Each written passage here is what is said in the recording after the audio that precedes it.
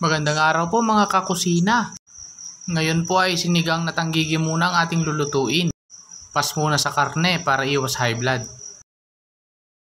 Sa 5 tasang tubig, maglagay lang tayo ng luya at sibuyas.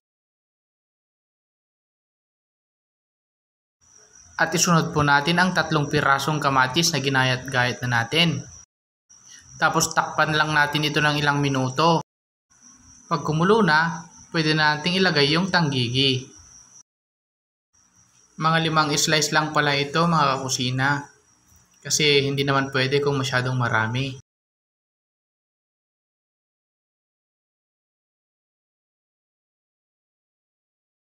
Pagkatapos, takpan lang natin ito at hayaang kumulo.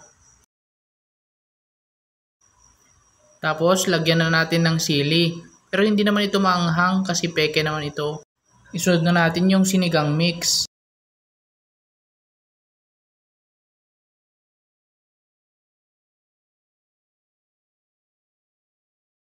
Tsaka yung ating dagdag pampalasa.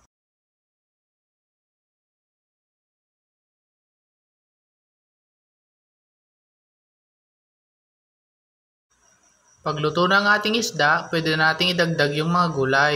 Unahin natin yung ating okra. Sunod yung ating sitaw. Mas matamis pala yung gulay pag half cook lamang mga kakusina.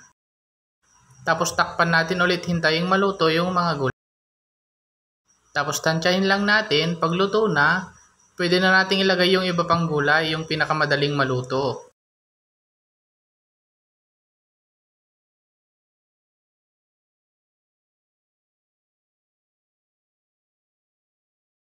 Ito namang pechay mga kakusina, mga 2 minuto lang pwede na to. Kahit nga takpan mo lang ng mainit yung sabaw, pwede na. Ayan, pwede na. O ayan, pwede nang hanguin para hindi naman masyadong overcook yung mga gulay. O diba mga kakusina, katakam-takam, sabaw pa lang. At pag umabot ka nga sa puntong ito, baka pwede namang paki-like, share, and subscribe naman tong channel ko. Para naman sabay-sabay tayong umangat. Sana mga kakusina may natutunan kayo sa aking luto. Problemahan, pero napakasarap. Try nyo! Maraming salamat sa panonood!